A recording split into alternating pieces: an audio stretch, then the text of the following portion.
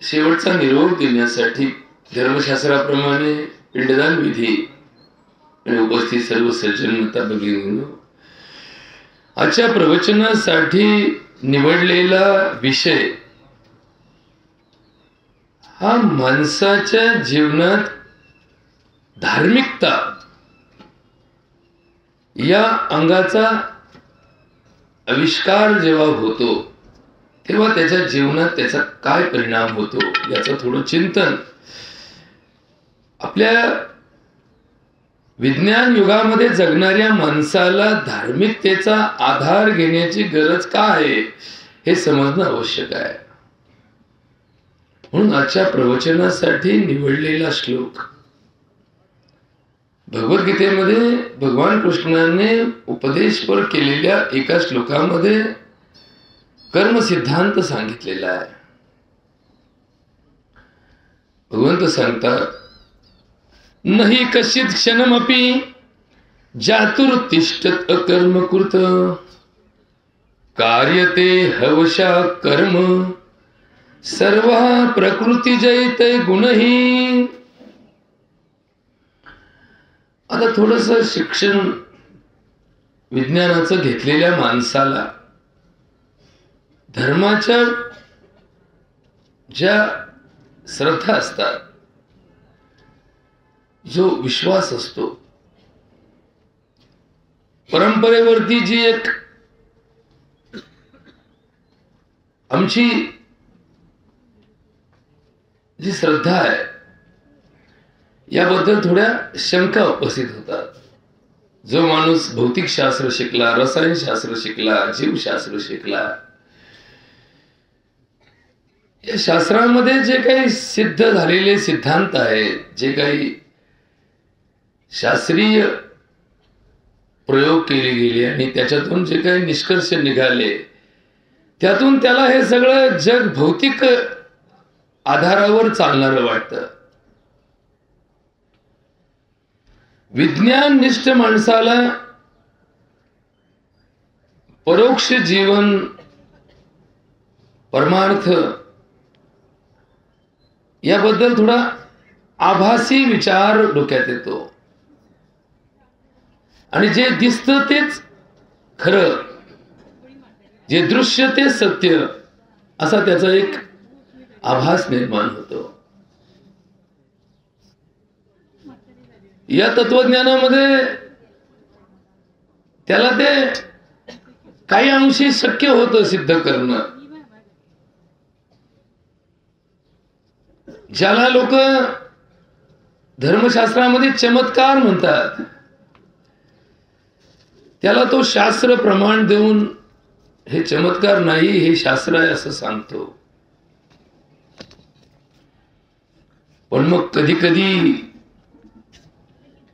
व्यवहारामध्ये घडणाऱ्या काही प्रसंगामध्ये तो प्रश्नार्थ पाहतो. हे चिंतन आधुनिक युगामध्ये विज्ञान निष्ठतेकडे जाणाऱ्या समाजाला समजून घेणं फार महत्वाचं आहे. नाहीतर मागची पिढी भजनात आहे आणि पुढची पिढी भलतीकडेच आहे. हा जो विरोधाभास आहे ना, हा थांबला पाहिजे ना. मागची पिढी सगळी भजनात आहे. कुठे काही परमार्थ असेल तर बिचारे भोळे बाबडे लोक येऊन त्याचा आनंद घेतात, त्याच्यामध्ये पूर्ण उपक्रम करतात आणि स्वतःला धन्य समजतात. आणि पुढची पिढी म्हातारं गेलं तिकडं आमचं काय काम म्हणले असं म्हणून त्याच्यापासून दूर जातात. आणि भविष्य काळात हे जेव्हा म्हातारे होतील तेव्हा यांच्यापाशी हे जुनी पिढी राहणार नाही आणि पुढची पिढी तर त्यांच्या पुढे अजून ॲडव्हान्स निघेल. मग त्यावेळेस हे काय करतील, हा एक नवीन समस्येचा भाग निर्माण झाला. धी धृती स्मृती विभ्रष्टा कर्म यत करुते अशुभम प्रज्ञापराधम तद उच्यते सर्व एव प्रकोपनम. नशीब आता तरी ती कॅसेट लावली ना, कमीत कमी ती ऐकायला तरी येते. कॅसेटची जी एखादी परंपरा आहे ना, किंवा कोणाला तर येत नाही गावात हरिपाठ, पण चला हरिपाठची कॅसेट लावली तर ऐकायला तरी माणसं आहे. कमीत कमी नशीब तो सुरू लागला. नाहीतर प्रत्येकाने गायचा जर म्हटला असं ना हरिपाठ, तर गावात बोटामध्ये ते माणसं बी उपस्थित नसते राहिले. आले आम्हाला येत नाही बघितलं काही. का बरं?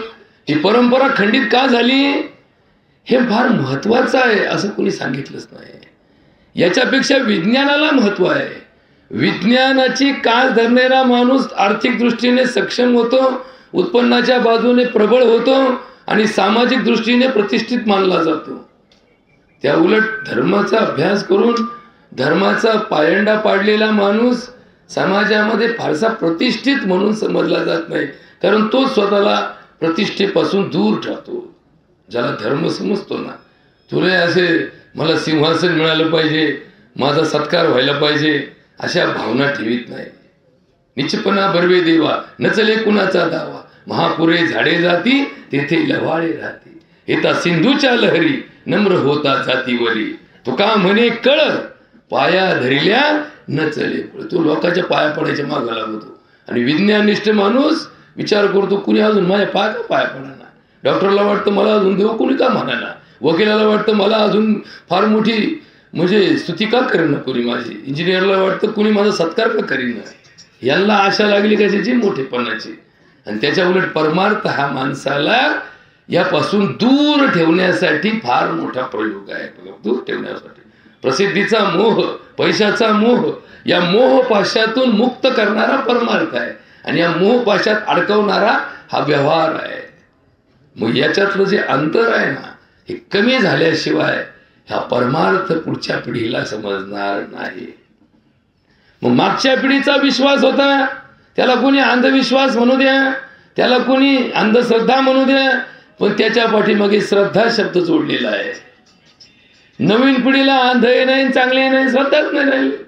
ज्याची श्रद्धा निर्माण होते त्याचाच परमार्थ पुढे जातो. श्रद्धावानम लभते ज्ञानम, बरोबर का? श्रद्धावानम लभते ज्ञानम. श्रद्धा असेल तरच ज्ञान प्राप्त होतं, श्रद्धा नसेल तर ज्ञान प्राप्त होत नाही. माझा मूळ जो श्लोक घेतलेला आहे आजचा, या श्लोकाचं फार बारीक चिंतन समजणं गरजेचं आहे. नाही कश्चित क्षणमपि चातुर तिष्ठत अकर्मकृत. जन्माला आलेल्या प्रत्येक सजीवाला मरेपर्यंत कर्म सोडित नाही. नाही कश्चित क्षणमपि, एक क्षण सुद्धा कर्मरहित नाही. बरोबर का? हे फार फार बारीक चिंतन आहे की ज्याच्यावरती आधारित आमचा परमार्थ दडलेला आहे. असा क्षण नाही की ज्या क्षणाला तुमचं कर्म थांबलं. जीवन आहे, जिवंत आहे, पण कर्म थांबलं नाही. कर्माचे त्याच्या नियंत्रणावर दोन प्रकार पडतात. बरोबर का? थोडासा सैद्धांतिक अभ्यास समजून घेण्याची गरज आहे. दोन प्रकारचे कर्म कोणते? एक ऐच्छिक कर्म, एक अनैच्छिक कर्म. म्हणजे काही कर्म आपण इच्छेने करतो. आम्ही हात बांधून बसायचं, हात सोडून बसायचं, मांडी घालून बसायचं का टंगडं फाकून बसायचं, खुर्चीवर बसायचं का खाली बसायचं, जागा स्वच्छ करून बसायचं का आयत्या जागेत बसायचं. हे जे कर्म आहे, इथे आमच्याकडे विवेक आणि बुद्धीचा वापर करून आम्ही करतो. याला इच्छेनुसार केलेलं कर्म इच्छिक कर्म असं म्हणतात. काही कर्म ही अनैच्छिक असतात. तुमची इच्छा असेल नसेल, जसा आम्ही श्वास घेतो, तुम्ही कुठेही गेले तरी श्वास चालूच आहे ना. तुम्ही स्मशानात आले काय, रस्त्याने प्रवास करता काय, घरात झोपले काय, किंवा एखाद्या परगावात गेले काय, तुम्हाला श्वास ही अपरिहार्य गोष्ट आहे ना. तर तुम्ही असं थोडंच म्हणणार आहेत की बाबा इथं आता कंपनी फॅक्टरी आहेत, इथं फार वास येतोय, मी 2 तास हवा बंद करून चाललो, आता मी नाक बंद करून ठेवलो, तोंड बंद करून ठेवलो, बोचान आणले, बोचान बसवले, आणि आता 2 तासांनी जेव्हा घरी जाईन तेव्हा आमच्या गावातली हवा, मोकळी हवा घेईन, तोपर्यंत नाही. मरता ना तुम्ही. अनैच्छिक आहे. तुम्हाला इच्छेप्रमाणे फार तर फार 2 मिनिटं, 3 मिनिटं, 5 मिनिटं या गोष्टीवर नियंत्रण ठेवता येतं. नंतर तुम्ही काय करू शकाल? काहीच करू शकणार नाही. बऱ्याच गोष्टी अनैच्छिक असतात. तुमच्या कानावर पडणारे शब्द तुमच्या इच्छेनुसार पडतात असं नाही. तुमच्या मुखातून बाहेर पडणारे शब्द तुमच्या अधीन असतात. तुम्ही काय बोलावं हे कोणाच्या हातात आहे? पण तुम्हाला काय ऐकू यावं हे तुमच्या हातात आहे का?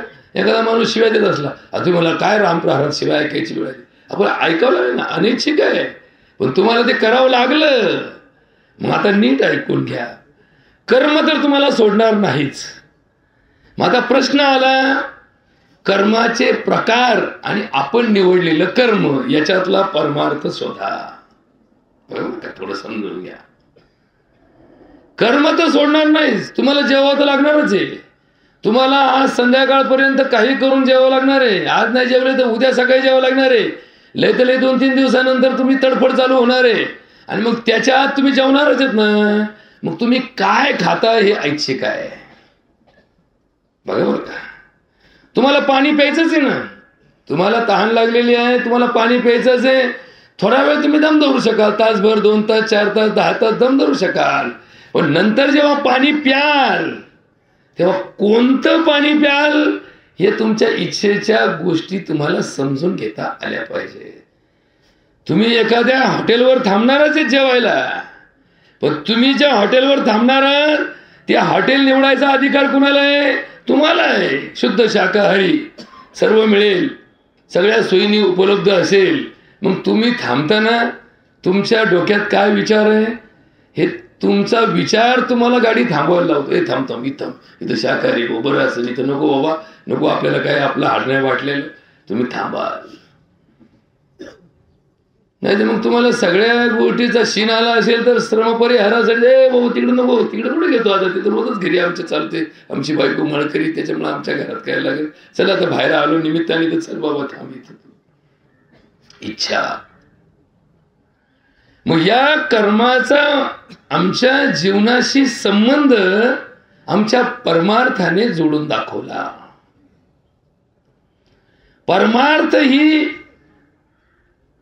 आमची दैनंदिन क्रिया सोडून केला जाणारा कुठला सोपस्कार नाहीये की वा आम्ही वावरात काम करतोय मग ते काम सोडा आणि 2 तास वेगळ्या ठिकाणी जाऊन बसा म्हणजे तुमचा परमार्थ घडेल. परमार्थ ही तुमच्या दैनिक क्रियेमध्ये घडणारी तुमची जाणतेपणाची क्रिया आहे. बरोबर का? नीट ऐकून घ्या. तुमच्या दैनिक क्रियेमध्ये, मग तुम्ही दुकानदार असाल आणि तुमचं गिऱ्हाईक चालू आहे आणि तुम्ही दुकान बंद करून एखाद्या भजनाला जाऊन बसाल आणि दुकानदाराचं गिऱ्हाईक दुकानामध्ये ताटकळत बसेल, का हो कुठे गेले शेठजी? शेठजी भजनाला गेली. कधी यायचे? अहो 2 तास येणार नाही. मग आमचं काय? 2 तासांनी या, नाही तर दुसरीकडे जा. एखादा डॉक्टर आहे, त्याच्या दवाखान्यात गर्दी झाली, डॉक्टर कुठे गेले? डॉक्टर गेले कीर्तनाला. अहो मग आता आमचं काय? ती जवळ येत नाही तवर तुमचं पोट तसंच ठेवा. मग कधी 2 तासांनी डॉक्टर येतील, मग बघतील, लय अडचण आहे का? मग थांबायचं थांबा, नाही त्याचा अरे हा कोणता परमार्थ आहे? असा कोणता परमार्थ आहे? नाही नाही नाही. पाऊस पडलेला आहे, वापसा झालेला आहे, जमीन गोरसलेली आहे, बी आहे आणि हा म्हणतो मी 2 दिवस चाललो बारीला, माझी बारी चुकत नाही, एकादशी उद्या मी चाललो पंढरपूरला, आले बघ होतो. तुझ्या बापाने शिकवला परमार्थ असा नाही नाही. असोनी संसारी जिव्हे विगू करी वेदशास्त्रे उपारी बाह्य सदा. तो कर्म करी सकळे परी कर्म बंधान आकळे, जैसे न सिंपे जळी जळे पद्मपत्र. परमार्थ अत्यावश्यक नाहीये, परमार्थ आवश्यक आहे. बघा नीट लक्षात घ्या. आता याच्यावर थोडा बारीक अभ्यास करा, नाही तर हे सगळं विचित्र मार्गाने चाललेलं आहे की कोणत्या गोष्टीचा अट्टहास धरावा आणि कोणत्या गोष्टीचा सरळ मार्ग स्वीकारावा हे ज्याला समजलं त्याचा परमार्थ समाजाला भावला. सावता महाराजाचा परमार्थ कमी नव्हता. देवाने त्याला त्याच्या मळ्यात येऊन दर्शन दिलं म्हणजे त्याची ताकद किती असेल. पण गडी आयुष्यात कधी पंढरीच्या वारीला पायी गेला नाही, गाडीतही गेला नाही, कधी पंढरपूर पाहिलंही नाही त्याने.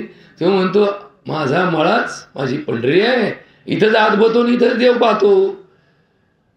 याच्यातच त्याला जे प्रचिती आली ती प्रचिती आम्हाला काय येत नाही, कारण आम्ही इथं पंढरीचा पांडुरंग पाहत नाही. आम्ही त्याला पाहण्यासाठी खर्च करून जातो, वेळ पैसा आणि आमची प्रतिष्ठा म्हणून जातो, आणि इथला वेळ आम्ही त्याच्या संपर्कात राहत नाही. मग ही शोकांतिका आजच्या व्यवहारातील परमार्थामध्ये आहे. देवाच्या नावाने भजन करणारा माणूस जेव्हा व्यवहारामध्ये वागतो तेव्हा त्या भजनाचा त्याच्याशी संबंध कुठे जोडता येत नाही. व्यवहारामध्ये चुकीचं कर्म करून परमार्थामध्ये सर्वश्रेष्ठ उपक्रम राबवणारा माणूस आमच्या धर्मात कुठे राहू शकतो याचं कोडं अजून कुणालाही सापडलं नाही. पुण्यस्य फलम इच्छन्ति पुण्यम न इच्छन्ति मानवा, पापस्य फलम न इच्छन्ति पापम कुर्वन्ति मानवा. कलियुगाची ही जी माणसाची वृत्ती आहे ना, की मी चोऱ्या करील पण चोराच्या यादीत माझं नाव जाऊ देणार नाही, बरोबर का? ही वृत्ती माणसाची जी आहे ना, यावरती फार बारीक अभ्यास करण्याची गरज आहे. मी लोकांना लुटून मोठा होईल पण लुटारूंच्या यादीत माझं नाव जाऊ देणार नाही, त्याची मी काळजी घेईल. लोक मला दानशूर म्हटले पाहिजे, मी त्या श्रेष्ठ दानाच्या यादीत नाव घालील, पण लुटताना मात्र कुठं कसर ठेवणार नाही. आता हा कोणता परमार्थ आहे? हा कसा फळावा जायचा? आणि याच्यातून समाजाने काय आदर्श घ्यायचा? याच्यातून समाजाने कोणत्या गोष्टीचा निष्कर्ष काढायचा आणि पुढच्या पिढीने काय समजायचं? म्हणजे चोराला मोठेपण, लबाडाला मोठेपण, भामट्यांना मोठेपण, आणि यांनाच प्रतिष्ठा प्रसिद्धी आणि यांचा सत्कार जर घडत असेल तर पुढच्या पिढीला काय वाटेल? अरे लबाडी केल्याशिवाय सत्कार होणार नाही बरं का तुझा. या सगळ्या चोरांची जेव्हा सत्काराची मालिका तयार होते तेव्हा पुढची पिढी आपोआपच चोरी करायला लागते. तेव्हा मग माझ्या बापाने हेच केलं तेव्हा त्याचा सन्मान झाला, मी जर ते केलं नाही तर माझा सन्मान होणार नाही. मग आता ही समस्या जर सोडायची असेल तर समाजामध्ये कुणाला प्रतिष्ठा हवी, कुणाला सन्मान हवा, कुणाला मोठेपण द्यावं आणि कुणाची पूजा करावी याचं चिंतन थोडं समजून घेण्याची गरज आहे. आता आपल्या गावात 3 दिवसाचा सप्ताह चालू आहे सध्या, आणि ही संजीवन समाधी आपल्या गावामध्ये बाबाची. श्री क्षेत्र आळंदीला जे जगप्रसिद्ध माऊलींची समाधी आहे त्या समाधीच्या व्यवस्थेमध्ये आणि अवस्थेमध्ये आणि आमच्या या श्री क्षेत्र तास गावातील समाधीमध्ये फरक आहे? काहीच नाही. दोन्ही संजीवन समाधी आहे. मग या संजीवन समाधीचं महत्व हे कशाचं महत्व आहे? हे त्यागाचं महत्व आहे, भोगाचं नाही. कशाचं? त्यागाचं महत्व आहे. त्यांनी केलेला त्याग हा चिरंजीव राहणार आहे. चिरंजीव कुठपर्यंत?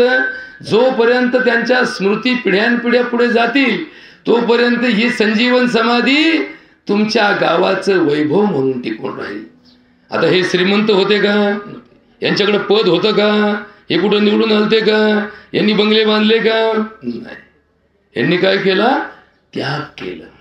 त्याग, त्यागात शांती निरंतरम. मग त्याग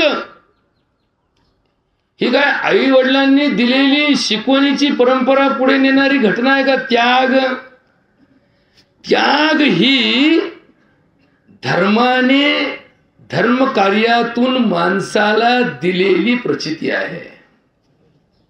अक्के नीट लक्षात ठेवा. त्याग कोण करतो? ज्याला धर्म समजतो तो त्याग करतो.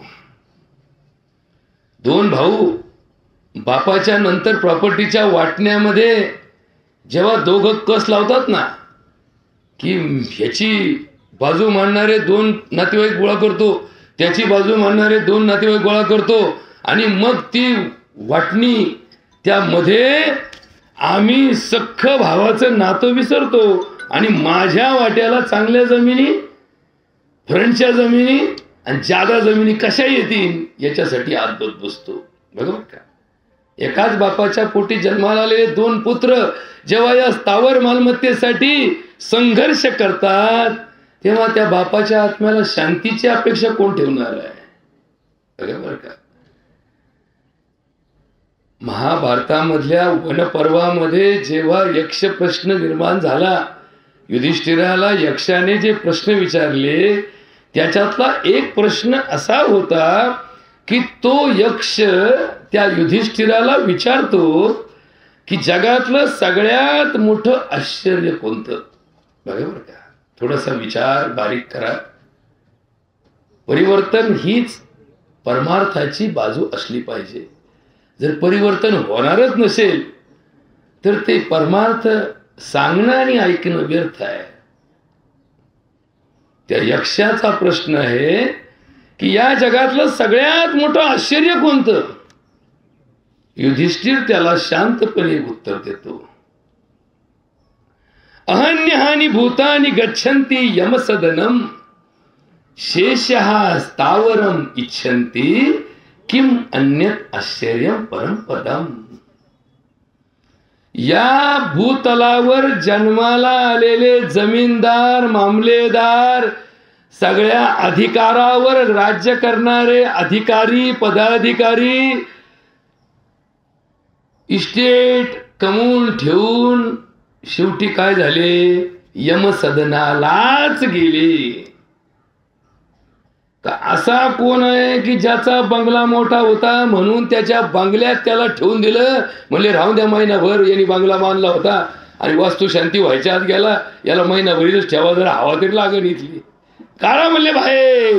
का जर ठेवला ना 4 घंटे इथं तरी वास्तू काय होईल? ही कलुषित होईल. त्यांनीच बांधली, खर्च त्याच्याच उत्पन्नातून निर्माण केलेली इमारत, पण काही तास सुद्धा त्याला घरात ठेवी नाही. बाहेर काढा, नाही तर या घराचं काय होईल? वाटोळं होईल.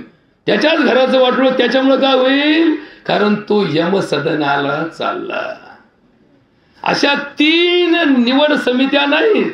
किंवा तुम्हाला मेल्यानंतर यमसदनापासून दूर राहायचं असेल तर हा त्याच्या पाठीमागचा गुणधर्म असला पाहिजे. मग तुम्ही यमाच्या दरबारात जाण्यापासून वाचाल. तुम्ही महंत असाल, संत असाल, ऋषी असाल, मुनी असाल, धरंदाज असाल, श्रीमंत असाल, सावकार असाल, भिकारी असाल, तुम्ही पुण्यवान असाल किंवा पापी असाल, तुम्हाला काही झालं तरी सगळ्यात पहिल्यांदा कुठं जायचंय? यमाच्या दारात जाऊन उभा राहायचं. म्हणून तर तुकडोजी महाराज ग्रामगीतेमध्ये सांगतात, कुठवल भोगशील मजा रे, मग येतील यमाच्या फौजा रे. यमाच्या फौजा येऊस तर तू मजा मारशील, त्या आल्यावर काय करशील? काहीच नाही.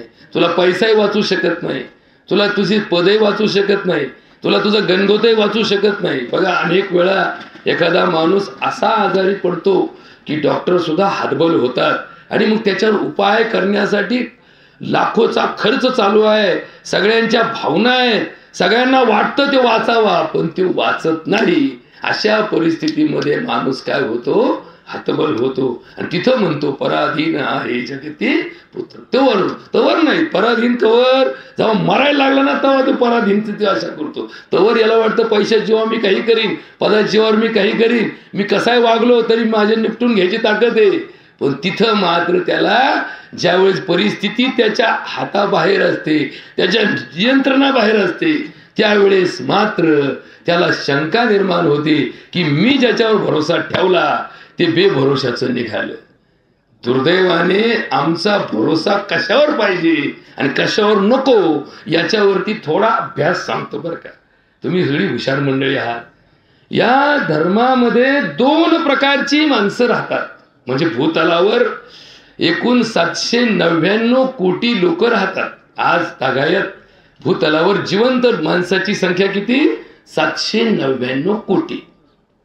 पण यांचे 2 प्रकार पडतात. माणसाचे किती प्रकार पडतात? 2 प्रकार. कोणते 2 प्रकार? एक ईश्वरनिष्ठ आणि एक नश्वरनिष्ठ. फार फार बारीक छोटासा अभ्यास आहे पण याला फार महत्व आहे बरं का. ईश्वरनिष्ठ एक माणूस आहे, ईश्वरनिष्ठ. तो सगळं ईश्वरावरच होतो. तो श्रीमंत झाला तरी ईश्वराच्या कृपेने झाला असं म्हणतो. त्याला भिकाला लागला तरी ईश्वराची इच्छा असं म्हणतो. त्याला निरोगी जगला तरी ईश्वराची कृपा म्हणतो. त्याला 50 रोग लागले तरी ईश्वराची इच्छा म्हणतो. बरोबर का? याला काय म्हणतात? ईश्वरनिष्ठ. आणि दुसरा, ईश्वराच्या मान्यतेपासून कायम दूर पळतो आणि नश्वर गोष्टींवर विश्वास ठेवतो. पैसा असेल तर जगात काहीच कमी पडणार नाही असा भ्रमात जगतो. पद असेल ना तर माझ्यासारखा श्रीमंत, माझ्यासारखा अधिकारी जगात कुणी नाही, म्हणून पदासाठी वाटेल ते करतो. बरोबर का? आता त्याला काय म्हणतात? नश्वरनिष्ठ. आणि माऊली काय म्हणतात? ईश्वरनिष्ठांची मांडी आली. मांडी आली म्हणजे काय? गर्दी. गर्दी म्हणतो ना आपण. 10 लाख लोक पंढरपूरच्या वारीला होते, पण हे ईश्वरनिष्ठ होते का नश्वरनिष्ठ होते? 40 कोटी लोकांनी कुंभात स्नान केलं, पण ते स्नान करून पाणी पवित्र झालं का हे पवित्र झाले? कोणीतून काय घडलं अजून कोणाला कळलं नाही. यांच्या जाण्यानं पाण्याचं दूषितीकरण झालं का पाण्यामुळे यांचं शुद्धीकरण झालं याचा परिणाम अजून कोणाला सापडला नाही. त्याच्यासाठीच देव आहे ज्याचा भावनेमध्ये चित्तनाचा भाग आहे. म्हणून तर त्रिवेणी संगमी नाना तीर्थे भ्रमी चित्त नाही नामी तरी ते व्यर्थ. काही विमानाने गेले, काही गुतत गेले, काही गाड्या घोड्या करून गेले, काही स्वतःच्या गाडीत गेले, काही रेल्वेत गेले, पण जाताना त्यांच्या अंतःकरणामध्ये जर नामस्मरण नसेल तर हा खर्च काय आहे? व्यर्थ आहे. मग त्याच्यापेक्षा घरी राहून ज्यांनी जाऊन आले त्यांचं दर्शन घेणारा माणूस तो त्याच्यापेक्षा जास्त पुण्यवान आहे. बरोबर का? आता हे थोडं चिंतनाचा भाग आहे, याच्यावर फार बारीक अभ्यास करण्याची गरज आहे. आमचा दंभ आणि आमचा दांभिक परमार्थ सध्या फार चर्चेचा विषय आहे. दांभिकता. आम्ही नुसतं म्हणतो की 7 दिवसाचा सप्ताह घातला, 7 लाख रुपये खर्च केला. हा काय झाला? दंभ झाला. म्हणून तर सप्ताह संपला. इना उतराच्या टायमाला सगळ्या सप्त्याचा अभंग एकच आहे. अकल्प आविष्य व्हावे तया कुळा माझी या सकळा हरीची यादासा कल्पनेची बाधा न हो कोणे काळी ही संत मंडळी सुखी असो अहंकाराचा वारा न लागो राजसा माझी या विष्णुदासा भाविकासी. सप्ताह ज्या क्षणी तुमचा काला होतो, इना उतरवला जातो, परत आयुष्यात अहंकार ठेवू नका की तुम्हाला सप्ताह पाहायचा असेल तर आमच्या गावात चला. 10 लाखाचा सप्ताह, 5 लाखाच्या पंक्ती. पण काहीतरी घोटाळा झालाय, काहीतरी घोटाळा झालाय. सप्ताह खाण्यासाठी नाहीये, सप्ताह माणसं गोळा करण्यासाठी नाहीये, सप्ताह प्रतिष्ठेसाठी नाहीये. सप्ताह हा माणसातला देव दाखवण्यासाठी आहे. भावे गावे गीत तुझं भावा आहे देव चित्त करोनिया शुद्ध तरी हा सुलभ उपाय. ही ट्रीटमेंट आहे, दवाखाना आहे. परमार्थ काय आहे? दवाखाना आहे. कोणता दवाखाना आहे? ज्याच्या चित्तात दोष, वैगुण्य आणि वैकल्य हे प्रदूषण झालं, ज्याच्या चित्तात दोष आला, तो चित्ताचा दोष. जसा ज्याची साखर वाढली ती दवाखान्यात जावं, साखर चेक करावा, डॉक्टरकडून गोळ्या घ्यावा, साखर नॉर्मल झाली की म्हणावं वा वा आता बरं वाटतं मला, माझी साखर लय वाढली होती, डॉक्टरनी कमी केली. त्याचा बीपी वाढला, दवाखान्यात जावं, बीपी चेक करावा, बीपीची गोळी घ्यावा. पण ज्याच्या चित्तात दोष आला, ज्याच्या चित्तात अशुद्धता आली, पाणी खराब असेल तर आरो प्लॅन्ट बसवला, आरो प्लॅन्टचं पाणी काढलं, म्हणलं गटरीचं पाणी गोळा केलं आणि आरो प्लॅन्ट मधून शुद्ध बाहेर काढलं. तसं चित्त शुद्ध करण्याचा उपाय दवाखान्यात नाही. दवाखान्यात चित्त शुद्ध होत नाही, कारण ज्या डॉक्टरकडे तुम्ही जाता त्याचं चित्त शुद्ध आहे का नाही हे सुद्धा तुम्हाला लवकर समजणार नाही. त्याचा हेतू शुद्ध आहे का नाही तुम्हाला कळणार नाही. त्याने जर ठरवलं श्रीमंत व्हायचं तर तुम्हाला त्याचा कार्यक्रम राबवावाच लागणार आहे, तुम्हाला त्याला बळी पाडावंच लागणार आहे. त्याला जर डोक्यात श्रीमंतच व्हायचंय तर मग त्याला काय सरकार अनुदान देणार आहे का? तुमचे मुंडके मोडल्याशिवाय डॉक्टर श्रीमंत होऊ शकणार नाही. तुमचे भिकाला लावल्याशिवाय वकील बंगले बांधणार नाहीत. नीट लक्षात ठेवा. चित्त, हे चित्त जे ना, या चित्तातले घोटाळे घालण्यासाठी परमार्थ आहे. म्हणून तो तुकाराम महाराज म्हणतात, चित्त शुद्ध तरी शत्रू मित्र होती, व्याघ्रहीन खाती सर्पतया, विषते अमृत आघात ते हित, अकर्तव्य नित होय त्यांसी, दुःख जे देईल सर्व सुख कळी, होतील शीतल अग्निज्वाळा, आवडेल जीवा जीवाचे या परी, सकळा अंतरी एक भाव. तुका म्हणे कृपा केली नारायणे, जाण जेते येणे अनुभवे. पूर्वीच्या काळची गोष्ट, फार पूर्वी नाही बघा, आम्ही लहानपणचे, तेव्हा हे स्टील नव्हतं. आपल्याकडे 4च प्रकारचे भांडे असायचे. एक जर्मनचं भांड, एक तांब्याचं भांड, एक पितळाचं भांड, आणि लय श्रीमंत असं तर एखादं चांदीचं ताटबीट असायचं. हे 4 प्रकारचे भांडे. लोखंडाचे भांडे काही असायचे आपल्याकडे, हंडे बिंडे. मग ज्यावेळेस वर्षभर वापरून एखाद्या भांड्याला कळक लागायचा, कलंक, आपण त्याला कळकली भांडे कलंक. आता बघ बरं का, थोडं समान समजून घ्या, नवीन पिढीला नाही समजणार लवकर. कलंक लागायचा. मग आपण काय करायचो, एवढ्यात कलहेवाला आला नाही बघ गावात म्हणायचो.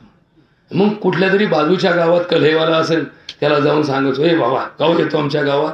आणि मग जायचो, आणि मग ती कलहीचं दुकान गावात आलं की आया बाया काय करायच्या, त्याच्या घरात 2 डझन भांडे असले का 1 डझन आज टाकायच्या, त्याला कलही लावून घेतली का ती कलहीचे भांडे घरी यायचे, आणि उद्या दुसरे आलेले 1/2 डझन भांडे घ्यायचे, सगळे भांड्याचं कलही लावून घ्यायचे.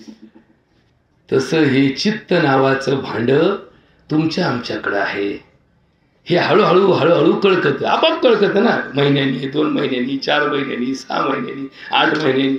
आता हे 12 महिने कळकलेलं असतं, याच्यावर जास्त बोलत नाही मी, त्याच्यावर नाही बोलत बाबा, कारण काय, शेवटी हा कलियुगाचा अंश आहे, याच्याबद्दल मी काही बोलत नाही. पण याला जे कळंक लागला, याला जे अहंकार चिटकला, याला जे मोह लागला, याला जो राग आला, आणि त्या रागाच्या भरात यांनी भलतेच कृत्य करून ठेवले, हे जे त्याच्याकडून 2 महिने, 3 महिने, 4 महिने, 6 महिने, जास्तीत जास्त वर्षभरात घडलं, हे सगळं शुद्ध करून, हे सगळं स्वच्छ करून, याचं पुन्हा शुद्ध चित्त पुढच्या वर्षी करता तयार करून ठेवण्याची जबाबदारी कुणाकडे आहे? 7 दिवसाच्या गावातील अखंड हरिनाम सप्ताहामध्ये आहे. सप्त्यात गुलाबजांबूचं जेवण घातलं, 2 टाइम पंक्ती घातल्या का 3 टाइम नाश्ते घातले का महाराजाला लाख रुपये देऊन हरिपाठ गायला, याला किंमत नाही. किंमत आहे 7 दिवसाच्या सप्त्याने. ज्या क्षणी त्या गावात काला होईल, त्या काल्यामध्ये 7 दिवसाच्या इना उभा करण्यापासून तर शेवटच्या काल्याच्या दहीहंडी फोडण्यापर्यंत जो पूर्ण वेळ होता, वाक्य नीट ऐकून घ्या, जो पूर्ण वेळ होता त्याला काय मिळेल? त्याचं चित्त शुद्ध होईल. किती शुद्ध होईल? 1 दिवसाच्या बाळाचं चित्त जेवढं शुद्ध असतं तेवढं शुद्ध त्याचं चित्त होईल. आणि त्याने काय होईल? तिथून पुढे तो देव माणूस म्हणून जगामध्ये जगेल. त्याला देव अवतार प्राप्त होईल आणि तो देवासारखा वागेल. देवासारखा म्हणजे कसं? शुद्ध बीजापोटी फळे रसाळ गोमटी, मुखी अमृताची वाणी, देह देवाचे कारणी, सर्वांग निर्मळ चित्त जैसे गंगाजळ. तुका म्हणे जाती तापे दर्शनी विश्रांती. त्यालाही ताप होणार नाही आणि तो कोणाला ताप देणार नाही. बरोबर, वटाळा ऐकून घ्या. काही लोकांना ताप होत नाही, पण लोकांना ताप द्यायला ते सोडी नाही. काही लोकांचा उपद्यापच एवढा असतो की त्याच्यापासून आपोआप ताप येतो. लोक त्याला पाहिलं का डचकात्यात. मग असे जर या जगात असतील आणि त्या गावातला 7-7 लाखाचा सप्ताह चालू असेल, तर त्या सप्त्याचा आणि त्यांच्या उपद्यापाचा कोणीच संबंध जोडत नाही. हा सगळ्यात मोठा दुर्दैवी प्रकल्प आहे.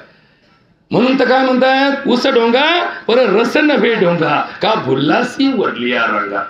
हे सगळं जे असं अवतार आहे ना, अवतार म्हणतो लोक म्हणतात विष्णूचे अवतार होऊन गेले, असे अवतार झाले, शंकराचे अवतार झाले, तसे आम्ही महाराजाचे अवतार असल्यावर मागवतो ना अवतार. असे कपडे घालायचे, असा साज चढवायचा, जसं काय पोळ्याचा बैल साजलाय असा सजून राहायचं.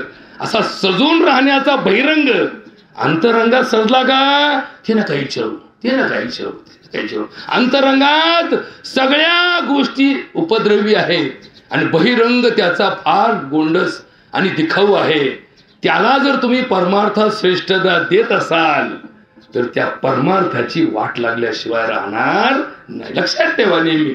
एखादा फाटका असेल, त्याला 2 वेळ जेवायचं अन्न नसेल, पण त्याचा अंतरंग एखाद्या राजाला लाजवील असा दातृत्व भाव असेल, त्याच्या अंतरंगामध्ये माया, ममता, दया, प्रेम, करुणा, वात्सल्य या सगळ्या गोष्टी असतील, त्याला किती श्रीमंत असेल पण त्याच्यात लीनता असेल तरच त्या श्रीमंतीची किंमत आहे बरं का.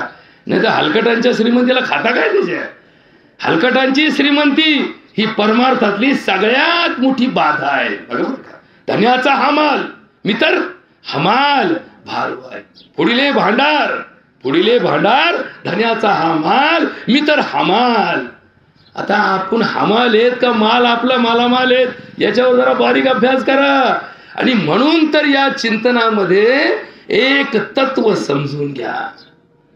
प्रवचन भरपूर ऐकले असतील, भरपूर महाराज प्रवचन सांगतात, भरपूर विवेचन सांगतात, भरपूर प्रमाण देतात, पण परिस्थिती बदलण्याची ताकद निर्माण झाल्याशिवाय, परिवर्तनाशिवाय तो परपंच, परमार्थ आणि प्रवचन उपयोगाचं नाही.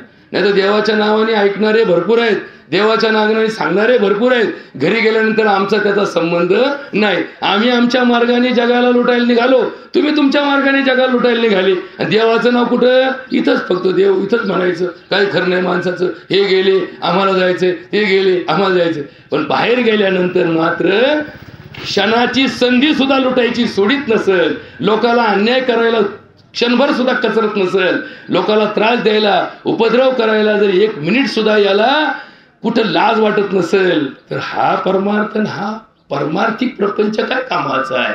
आणि म्हणून तर तुमचं तर जाऊ द्या, पण आमच्यासारख्या महाराज लोकांचं हे वागणं की बहिरंगामध्ये परमार्थाचा असा की जस काय लोक म्हणतील काय वैराग्य मूर्ती, याचा अंतरंग सांगताना तुकाराम महाराज खूप सुंदर सांगतात. तुकाराम महाराजांनी कोणाला सोड नाही, कोणाला सुट्टी नाही त्याच्याकडे.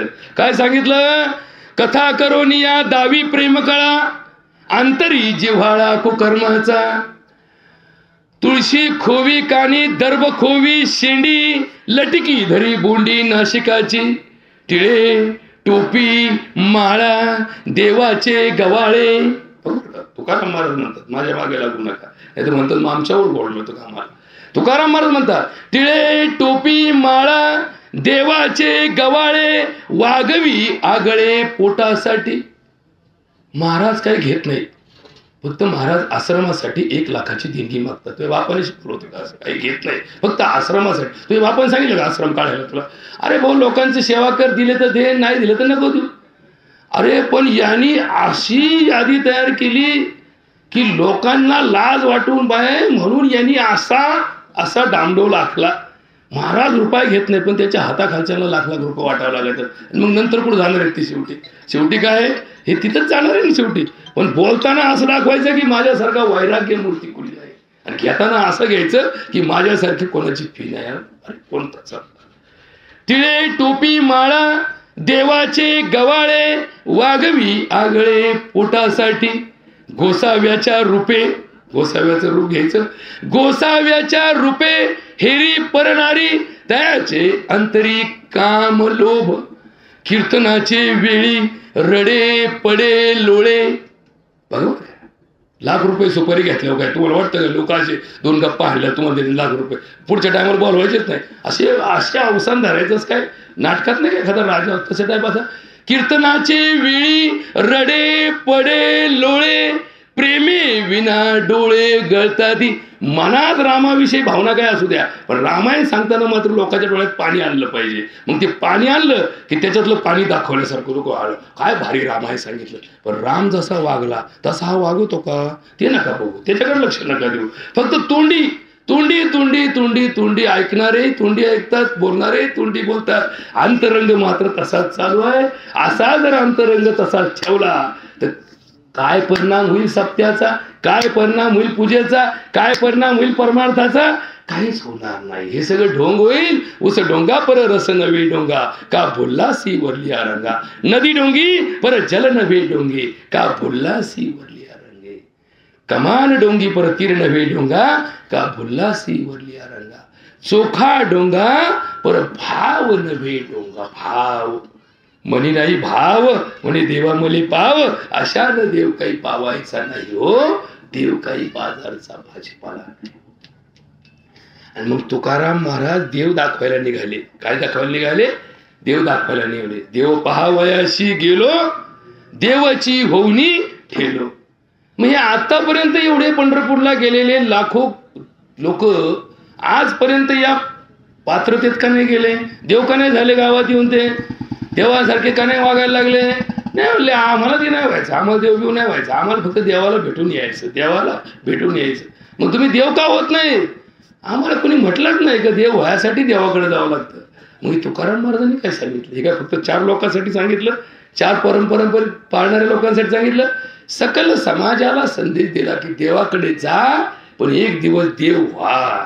तुझं व्हावा आहे देव. देव व्हा. मग देव होणं म्हणजे काय होणं? देव होणं म्हणजे पैसा गोळा करणं नाही. देव होणं म्हणजे पद मिळवणं नाही. देव होणं म्हणजे प्रतिष्ठित होणं नाही. देव होणं म्हणजे काय? जे का रंजिले गांजिले त्यासी म्हणे जो आपुले, तोची साधू ओळखावा देव तेथेची जाणावा. मृदू सबाह्य नवनीत. कधी कधी अभंग छोटासा एक तुकडा पाठ करून तेवढा भाषणापुरता वापरणाऱ्या लोकांना पुढचे त्याचं लटांबळ कळलं पाहिजे बरं का. मृदू सबाह्य नवनीत तैसे सज्जनाचे चित्त, ज्यासी अपंगिता नाही त्यासी धरी जो हृदय, जे करणे पुत्रासी तेची दासा आणि दासी, तुका म्हणे सांगू किती तोची भगवंताची मूर्ती. जे करणे पुत्रासी तेची दासा आणि दासी. आजे तुझे भाव ज्याच्या जवळ आहे तो देव या संज्ञेच्या कुठेही नसतो, वाऱ्याला सुद्धा नसतो, त्याच्या सावलीला सुद्धा नसतो. आजे तुझे भाव. माझ्या पोराला असं करा, त्याच्या पोराला तसं करा. माझा पोरगा इंग्लिश मिडियमला जाईल, माझ्या भावाचा मुलगा झेडपीच्या शाळेत जाईल. तुझ्या बापाने शिकवलं होतं असं? तुझ्या भावाचा मुलगा तुझ्या खानदानीचा नाही नाही. पण ते कसं आहे, आमचा भाऊ शेती करतो, मग त्याच्या उत्पन्नाप्रमाणे त्याच्या पोरला झेडपीत घातलं. माझ्या पोरला तिकडे पार चड्डी खोलायला पोरं ठेवले, तिथं गाडीत न्यायला त्याला 10,000 रुपये खर्च आहे. आणि याच्या पोराला भावाच्या पोरला नाही म्हणले ते बरं आहे, झेडपीतच बरं आहे आपलं, जाऊ दे, हे कोणला मी मोठं करू. म्हणजे बघा बरं का, आजे तुझे भाव. आजे तुझे भाव. आपल्या बायकोला 2,000चं लुगडं आणायचं आणि सगळ्या आनंदाला सगळ्या गावांना 200-200चे लुगडे आणायचे. घेतलं ना तुम्हाला लुगडं? मग तुझ्या बायकोला का मग माझी बायको श्रीमंताची नाही का?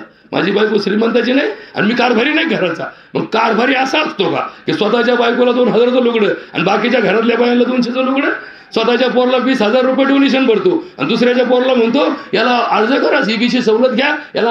अरे जे करणे पुत्रासी त्याची दासा आणि दासी. दासी म्हणजे काय?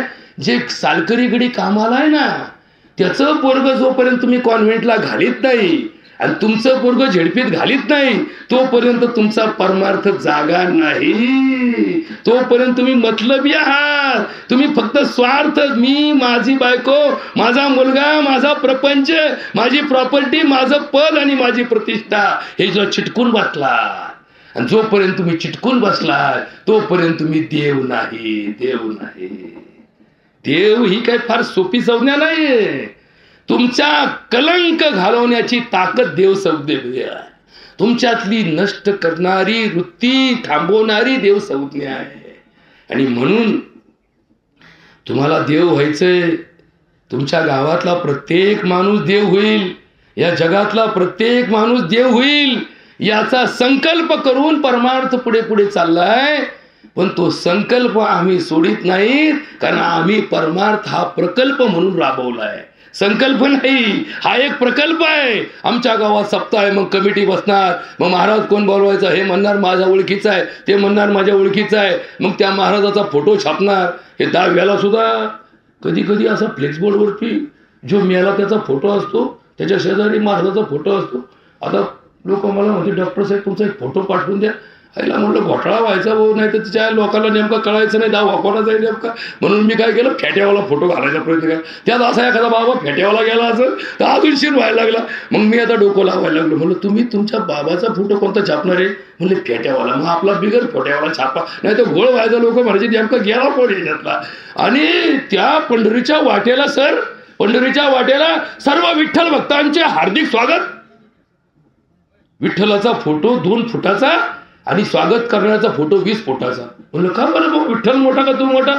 लोकांना कळलं पाहिजे कोणाचा फ्लेक्स बोर्ड लावला. म्हणजे बघा बरं घोटाळा कसा असतो. विठ्ठल भक्तांचे हार्दिक स्वागत. मग विठ्ठलाचा फोटो मोठा काढला आणि तुझं भक्त नाव टाकलं, नाही टाकलं तर काय फरक पडत? नाही टाकलं तर काय फरक पडत? लोक म्हणतील अरे कोण या एवढा मोठा स्वागताचा बोर्ड लावला, त्याचं स्वतःचं नाव नाही छापलं. मोठेपणा कोणात आहे? नाव न छापण्यात आहे. पण आम्ही असा इंगा 1 लाखाचा बोर्ड छापल्यानंतर आपला स्वतःचा कार्यक्रम कसा राबवायचा असा मोठा हात वर करून फोटो की जस का हा पांडुरंगाला आशीर्वाद द्यायला निघालाय. बरोबर का? अशी आमची तयारी.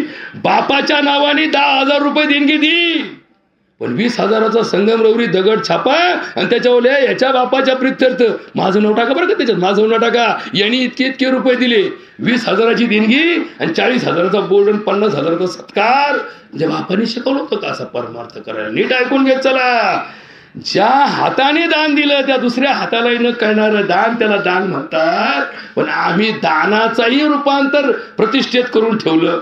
आम्ही दानालाही प्रतिष्ठा देऊन ठेवली. अशी तर आमची उरफटी गंगा चालू आहे. आणि कोणता कुंभ आम्हाला वाचवणार आहे? कोणता महाकुंभन, कोणती पर्वणी, कोणता विजय मुहूर्त, कोणता पराजय आम्हाला स्वीकारावा लागणार आहे? सुखे दुःखे समे कृत्वा लाभा लाभो जया जयो ततो युद्धाय युज्यस्वम नत्वम पापम आपनुयात.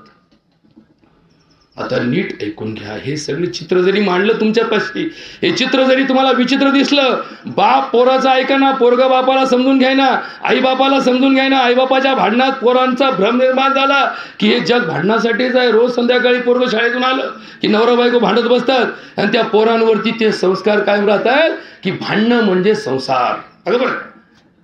ती काम करून येते, हा काम करून येतो. संध्याकाळच्याला पोरग शाळेतून घरी येतं आणि तासभर यांची जेव्हा मॅच चालते ना 20-20 मॅच, ते पोरांना असं वाटतं हे संसार म्हणतात, वाद म्हणजे संसार. आणि मग हा भ्रम निर्माण झाला आणि या भ्रमात पुढच्या पिढ्या हळूहळू या सगळ्या गोष्टी अंगीकृत करू लागल्या. दंभ म्हणजे संसार. लोकांना लुटून मोठं होणं म्हणजेच श्रीमंतीचं लक्षण आहे. आपल्या जगामध्ये लोकांवर उपकार करण्यापेक्षा लोकांचा गैरफायदा घेऊन स्वतः मोठं होणं यालाच प्रतिष्ठा आहे. असं एक भ्रम पुढच्या पिढीला निर्माण झाला. पैसा म्हणजे सर्वस्व आहे, पद म्हणजे सर्वस्व आहे, प्रतिष्ठा म्हणजे सर्वस्व आहे, प्रसिद्धी म्हणजे सर्वस्व आहे, असा मोह पुढच्या पिढीला अनायास प्राप्त झाला. आणि मग पुढची पिढी या मोहिनीमध्ये अडकली. आजही कुणी जर शिक्षण घेत असेल ना, पोरांना विचारा, 7वीच्या पोरांना फक्त प्रश्न विचारा, काय रे तुला काय व्हायचं? तो म्हणतो मला डॉक्टर व्हायचं. मग त्याला पुढचा प्रश्न विचार, डॉक्टर काय व्हायचं? डॉक्टरला बंगला, गाडी, डॉक्टरला लोक पाया पडते, डॉक्टर लोक मानते, लय मोठा मान असतो. हा बंगला कुठून येतो? सरकार तर मग डॉक्टर झाले तुला बंगला बांधून देतं का? जसं गरीबाला झोपडपट्टी बांधून देतं तसं प्रत्येक गावातल्या होणाऱ्या डॉक्टरला सरकार बंगला बांधून देतं, दवाखाना बांधून देतं. उलट तुमच्या घराला जर मीटर बसवलं ना तर 2 रुपयांनी लाईट भेटती, डॉक्टरला 20 रुपयांनी लाईट दिली जाते. तुम्हाला जर लोकांना सवलत दिली जाईल तर तुम्हाला टॅक्स लावला जातो. मग वसुली कुठून करायची? वसुलीसाठी काय सरकारने यंत्र काढली? वसुली इथूनच करायची. तुमचे मुंडके मोडल्याशिवाय आमचा उद्धार होत नाही. मग त्याला विचार डॉक्टर काय व्हायचं? तर डॉक्टर श्रीमंत असतो. वकील काय व्हायचं? वकील श्रीमंत असतो, वकिलाचा बंगला असतो. माझा बंगला व्हावा म्हणून मला डॉक्टर व्हायचं. असे डॉक्टर कोणत्या जगाचं कल्याण आणि कोणत्या जगाची सेवा करणार आहे? सेवा हा शब्द मुलांच्या डोक्यात नाही, त्याच्यातून मिळणारा मेवा हे स्वप्न लोकांच्या डोक्यात आलं. तेव्हापासून लोकांना या सगळ्या गोष्टीची विनाकारण प्रसिद्धी मिळाली. विनाकारण. खरं तर हे सेवाभाव आपल्या आयुष्यामध्ये सेवा करील आणि सेवेसाठी निवडलेली पर्वणी हीच माझ्या जीवनाची यशस्वी गाथा आहे असं म्हणण्याचं धाडस कुणी का करत नाही? या लहानपणी मुलांना ज्ञान हे परोपकारासाठी मिळवावं ही विद्या कोण का देत नाही? IT इंजिनियर होतो, तो 1 लाख रुपये महिना पगार कमवतो, पण तो शेवटी एकलकोंडा होतो. IT इंजिनियर क्षेत्रामध्ये जेवढे लोक गेले ज्यांनी IT इंजिनियर बायका केल्या, आता नीट ऐकून घ्या बरं का, माझ्या मुलाला वर्षाला 10 लाख रुपये मिळतात आणि माझ्या सुनालाही वर्षाला 9 लाख रुपये मिळतात. किंवा कदाचित उलट असतं, नवऱ्याला पगार कमी असतो, बायकोला पगार जास्त असतो. आणि याच्यातून पुढे काय होतं नीट ऐकून घ्या बरं का, नीट ऐकून घ्या. 20 लाख रुपये वर्षाला मिळायला लागले की 2 वर्षात त्यांचा पुण्यात फ्लॅट होतो. परंतु त्यांच्या मानसिकतेतले बदल तुम्हाला आम्हाला कधी समजत नाही. त्यांच्या त्या एकलकोंडी स्वभावाचा आणि त्यांच्यामध्ये असणाऱ्या ज्ञानाचा, त्यांना मिळणाऱ्या पैशातून एवढा अहंकार होतो, एवढा अहंकार होतो की तुम्ही कोण, तुम्ही त्यांच्यासाठी काय केलं, तुम्ही त्यांच्याकडून काय अपेक्षित ठेवलं, हे सगळ्याचा सोयीस्कर विसर त्यांना पडतो. आणि ते तुमच्या प्रत्येक गोष्टीला सोयीस्कर टाळण्याचा, हे गावात सप्ताह येतो का, नाही मला सुट्टी नाही, माझा बॉस सोडित नाहीये. हे आपला चुलता वारला होता, 10वेला येतो का, नाही तुम्हीच जा 10वेला, मी नाही ना, मला सुट्टी नाही, कारण मला 10 लाखाचं पॅकेज म्हणजे काय, तो काय तुम्हाला वाटतं का तो डोनेशन द्यायला बसलाय. 10 लाखाचा कसा काढायचा हे त्या IT क्षेत्रातल्या मालकांना चांगलं माहीत असतं की 10 लाख पॅकेज देणारा माणूस त्याच्याकडून किती लाखाची वसूल करीत असेल. 50 लाख रुपयाचा नफा जेव्हा त्याच्याकडून त्याला घडत असेल तेव्हा त्यातले 10 लाख रुपये वर्षाला याला देत असेल. आता हे सगळं क्षेत्र याच्यावरती जास्त बोलत नाही, कारण आपल्या क्षेत्रामध्ये सध्या आता चासगावात 4 कॉलेज आहेत, आपले इंजिनिअरिंग कॉलेज 4 कॉलेज आहे. याच्यातून निर्माण होणारी ही अभियांत्रिकी पिढी ही आमच्या पुढील पिढ्यांचं उत्पन्नाचं साधन आहे. पण हे साधन निर्माण करताना साध्य चुकू नका. काय म्हणायचं, साध्य चुकू नका. ज्या आईबापाने आम्हाला खस्ता खाऊन इंजिनियर केलं, जरी तुम्ही तुमच्या बुद्धीने पहिले आला असाल आणि जरी तुमच्या नशिबाने तुम्ही नोकरी लागले असाल, तर यांनी खाल्लेल्या खस्ता विसरू नका, यांच्या भावना दुखू नका. 2 दिवस 2 रुपये कमी मिळतील, एखादी सुट्टी बिनपगारी असेल, पण ती आवश्यक म्हणून नीट आयुष्यात समजून घ्या. 4 दिवस कुटुंबातील व्यवस्थेमध्ये देण्यासाठी कदाचित तुम्हाला तिथे 4 लाखाला नुकसान सोसावं लागेल. ते सोसा, परंतु ही मात्र उणीव जाणवू देऊ नका. तरच या जगतामध्ये पिढ्यानपिढ्याचा ऋणानुबंध टिकून राहील. नाहीतर जे श्रीमंत झाले त्यांना असा भ्रम आणि गैरसमज झाला की माझी विद्या, माझं ज्ञान, माझे नशीब म्हणून मी श्रीमंत आहे, माझ्या बापाने तेच केलं जे सगळ्या जगातले बाप करतात, असा भ्रम करून जो जगात जगला त्याला परमार्थाचा वारा सुद्धा नाही, वाऱ्याला सुद्धा परमार्थाचा तो नाही. आणि म्हणून माझी समाजाला नम्र नम्र नम्र विनंती आहे. ज्या बाबांचा दावा आहे, खरं तर हा पठारे परिवार मूळचा राळेगण सिद्धीचा परिवार, पण पूर्वीच्या काळी परिवाराचा विस्तार आणि परिवाराच्या गोतावळ्यामध्ये एखाद्याचा निर्माण झालेला प्रापंचिक वाढीचा अभाव, त्यावेळेस आमच्यामध्ये हे दातृत्व भाव असायचा की एखादा पुत्र त्या परंपरेमध्ये वतनावर दिला जायचा. बरोबर का, आता हे थोडंसं वाक्य नीट समजून घ्या. वतनावर, ही वतनावर येणारी मंडळी फार स्वतःला प्रतिष्ठित खानदानीची जरी होती, एखादं आडनाव मोठं होतं, त्या आडनावात तुम्हाला आलेले भरपूर लोक मोठे होते, पण एखाद्या नात्यात एखाद्याचा वंश थांबला तर आपल्याला असणाऱ्या 2-4 पुत्रांपैकी एक पुत्र त्यांच्या घरात पुत्र म्हणून दिला गेला आणि मग त्या पुत्राने त्याची वारस पुढे चालू ठेवले आणि पुढे त्यांचा वारसा चालू ठेवला. आता या वारशातून अशा प्रकारे स्थलांतर झालेली बरेच परिवार त्या काळामध्ये प्रत्येक गावामध्ये पोटावर मोजणे इतकी, कारण ही वेळ फार कमी क्षणाला कमी ठिकाणी येते. आता याच्यावरती जास्त बोलत नाही, पण तुम्हाला नवीन पिढीचं सगळ्यात मोठं आव्हान सांगतो. हे आव्हान समजून घ्या बरं का.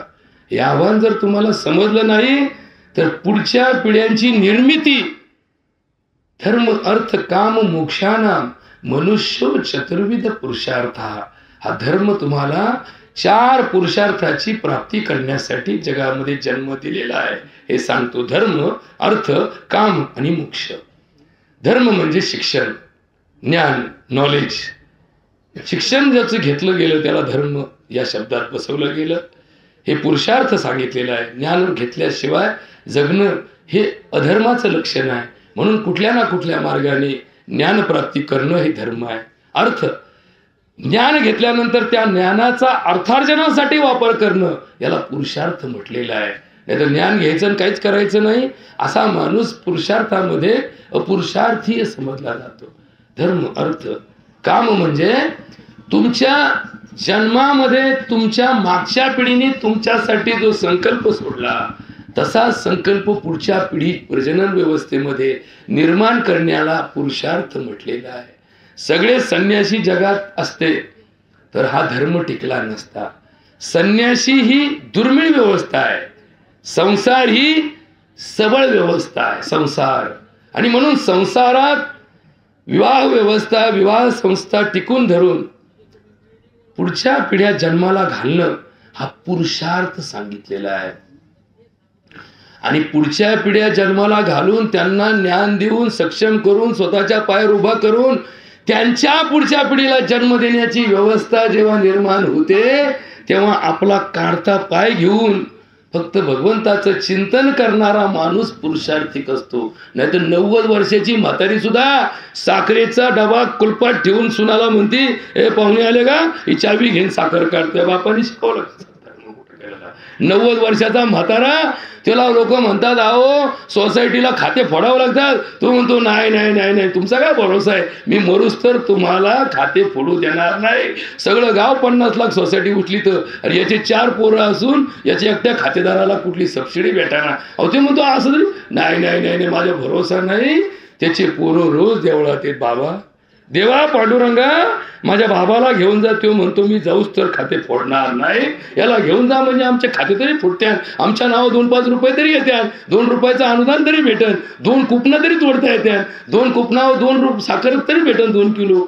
अरे असा उपद्याप ज्या माणसाला 90व्या वर्षी करावासा वाटला त्याला पुरुषार्थ काय म्हणावं, त्याला पुरुषार्थ काय म्हणावं. आणि म्हणून पुरुषार्थ हा फक्त गोळा करण्यात नाही तर शेवटी सोडून जाण्यात पुरुषार्थ आहे. आणि ज्यांनी ज्यांनी त्यांच्या प्रपंचात सोडण्याची भावना आणि इच्छा ठेवली त्यांचा त्यांचा जीव मुक्त झाला.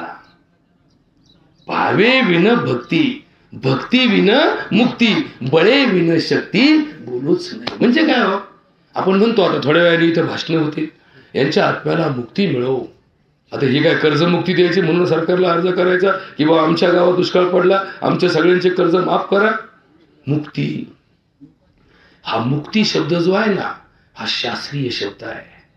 मुक्ती किती प्रकारे मिळते? 4 प्रकारे घ्यावी लागते. जसं एखाद्या शाळेमध्ये 10वीचा मुलगा परीक्षेला बसायचा असेल तर 10वीच्या परीक्षेचा फॉर्म भरण्यासाठी त्याला मुलाला सांगितलं जातं, जा लायब्ररीवाल्याची सही घेऊन ये, जा प्रयोगशाळेवाल्याची सही घेऊन ये, जा तुझ्या क्लार्कची सही घेऊन ये, जा तुझ्या वर्ग शिक्षकाची सही घेऊन ये. या 4 सह्या का सांगितल्या? यांनी जर उद्या प्रयोगशाळेमध्ये एखादी नळीच फोडली असेल आणि ती नळी जर भरून दिली नसेल तर तो लायब्ररीवाला काय म्हणतो, लायब्ररीवाला जा ती नळी घेऊन ये मग तुला सही देतो. म्हणजे त्याची भरपाई करावं लागली की नाही. त्याला पुस्तक यांनी नेलं असेल आणि तिकडे शिकला असेल आणि परत नेला मला 10वीला बसायचंय, मग तो लायब्ररीयन काय म्हणतो, ती पुस्तक आणून दे नाही तर नवीन पुस्तक आणून दे, तुला सही देतो. मग जवळ सह्या नाही तवर याला परीक्षेला बसू दिलं जात नाही. तसं या मुक्तीचा संबंध तुमच्या यनोशीशी आहे ना. हरकत प्रमाणपत्र. किती प्रकारच्या मुक्ती असतात? 4 प्रकारच्या मुक्ती असतात. बारीक अभ्यास करा बरं का, फार संशोधनाचा विषय नाहीये पण समजण्याचा विषय आहे. किती प्रकारच्या मुक्ती? सलोकता, समीपता, सरूपता आणि संयुजता. आता ही काय भानगड आहे? हे काय भानगड आहे? सालोक्य, सामिप्य, सारूप्य, सायुज्य. देवाची या दारी उभा क्षणभरी मुक्ती चारितेने साधी आल्या. देवाच्या दारात क्षणभर उभा राहिलेल्या माणसाला 4ही मुक्ती मिळतात. कसं काय मिळत असेल? आम्ही रात्रंदिवस देवाच्या दारात, आमचा का पण कावळा शिवत नाही लवकर. बरोबर का? नीट ऐकून घ्या. हा क्षण कसा असावा, तो क्षण कसा असावा त्याचा पाठीमागचा क्रायटेरिया तुम्हाला माहित नसेल कदाचित. तो माणूस देवाच्या दारात क्षणावर उभा राहिला तर त्याला 4 मुक्ती मिळतात. पण तो माणूस कोणता? कोणता माणूस?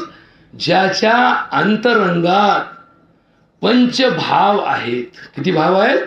पंचभाव आहेत. असा माणूस क्षणभर आपला स्वतःला देहभान विसरून देवाशी एकरूप झाला, त्याला 4 मुक्ती मिळतात. आता हे लय अवघड झालं. 2-4 उस्तरून ठेवलेत ना. आता सगळ्यात पहिलं काय उस्तरलं? 4 प्रकारच्या मुक्ती. आता त्याच्यावर अभ्यास करतो थोडासा. 2-2 मिनिटाचा अभ्यास घ्या. तुम्ही हुशार मंडळी आहात, तुम्हाला हे सगळं समजल. पण त्याच्यासाठी बारीक कांदिवून ऐका, बारीक कांदिवून ऐका. सलोकता. 10व्याला समाज जमतो. का बरं जमतो 10व्याला समाज? सगळ्यांना माहिती आहे, बाबा गेलेत, बाबांना जाळलंय, बाबांची राखही विसर्जित केली, बाबांची हाडं आणलेत, ते 2-2 हाडं ठेवलेत, त्याला बामण आलाय, तो करीन. आपलं काय काम आहे? आपण काम धंदे सोडून आलो. काहींना आज मिटिंग असेल, काहींना शाळेमध्ये रजा काढावं लागली असेल, काहींना 2000 रुपयाची गाडी करून यावं लागलं असेल. मग हे सगळा उपद्व्याप कशासाठी आला? इथे येऊन काय साध्य केलं? सलोकता. जो माणूस गेला त्याचा जो स्नेह, ज्याच्याबद्दल असणारी भावना, त्याची आमच्यामध्ये असणारी संयुजता, काय असती?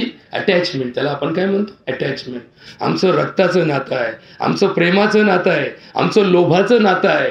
हे सगळं नातं आहे ना, गेलेल्या माणसाने जाण्यापूर्वी या सगळ्याची फेड केल्याशिवाय जाऊ नये. आता हे पण वाक्य फार महत्वाचं आहे बरं का. आता तर लोक नवीन डाव टाकतात. जायचं असेल ना तर कर्ज काढून ठेवतात. असं कर्ज काढतात की गेल्यावर कोणाला फेडायची वेळ नाही आली पाहिजे. बघ आता काय म्हणजे भांजाळलेला समाज कसा असू शकतो? असं करायचं, जायचं ना. एखाद्याला कॅन्सर झालेला असतो, डॉक्टर म्हणतो याला 6 महिन्यात मरण. मग त्याला स्पष्ट कल्पना आली का तो काय म्हणतो, मग मारायचं ना, तर मग आमच्या लेका बाळाचं कल्याण करून तरी मारावं.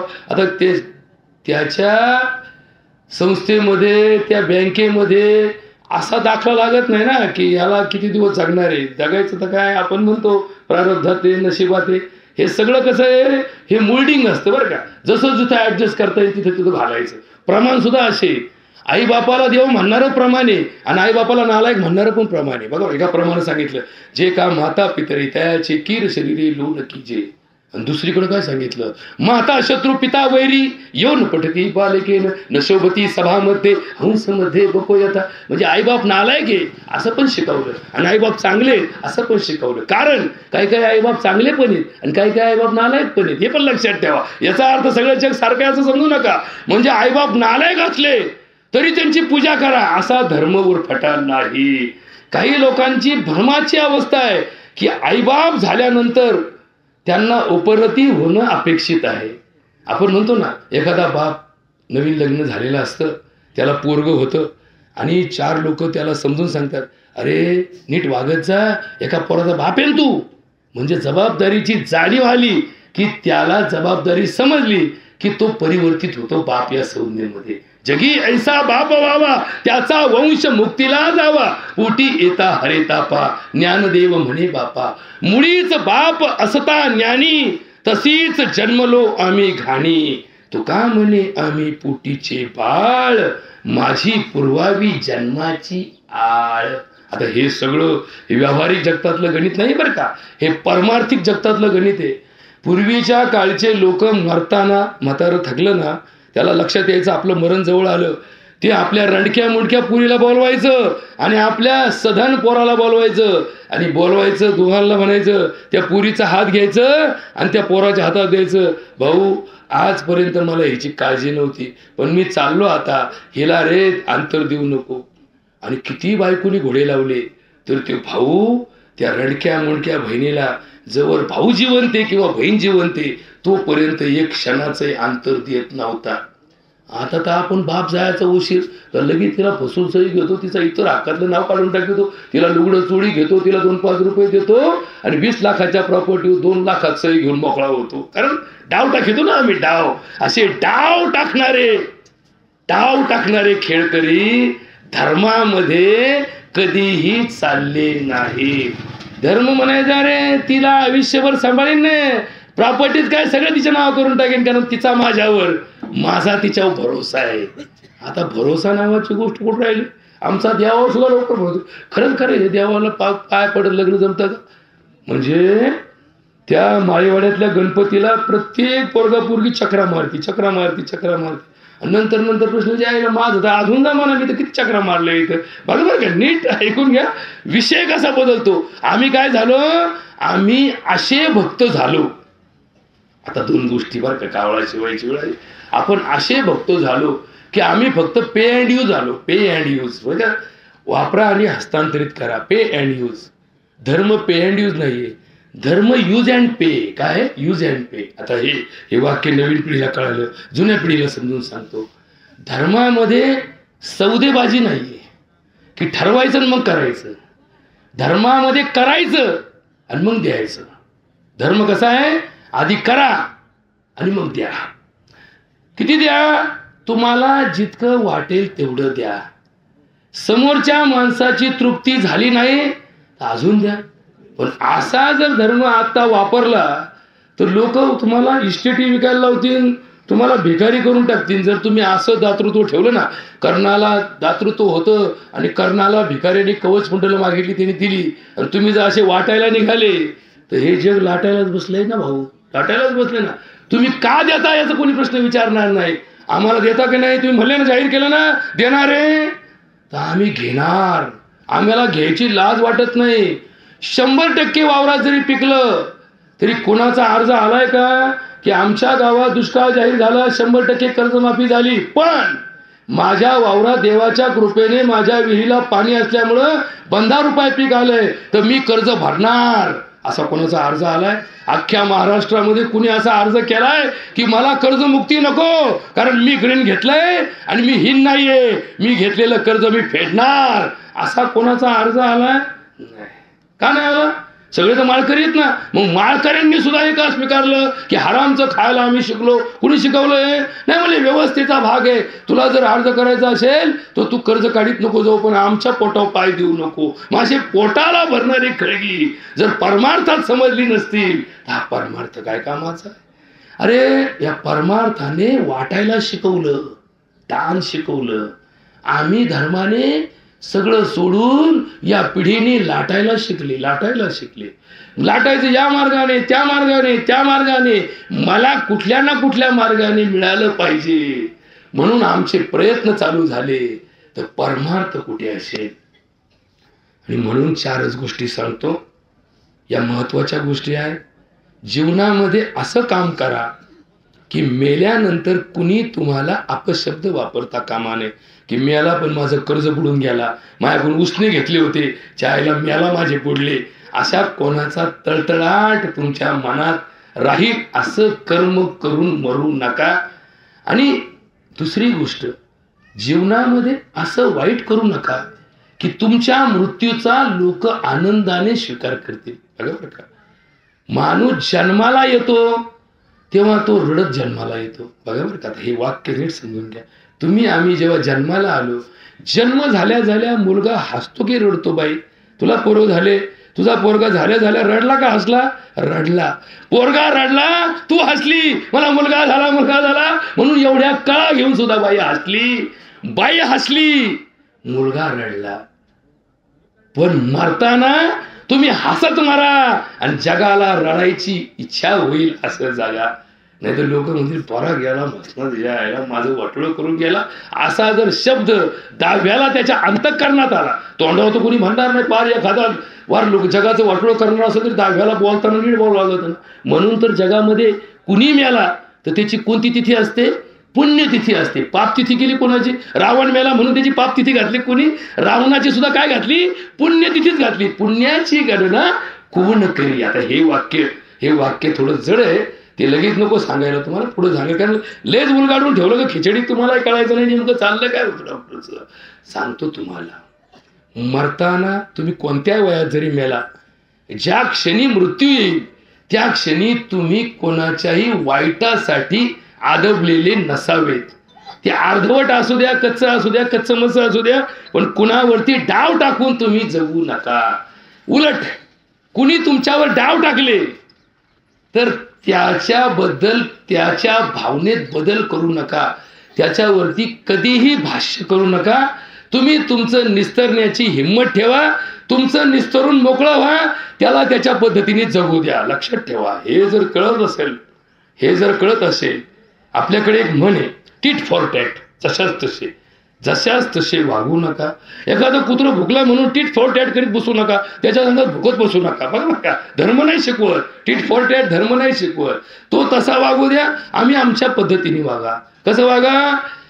या जगात वागताना वासना शून्य जगण्याचा प्रयत्न करा.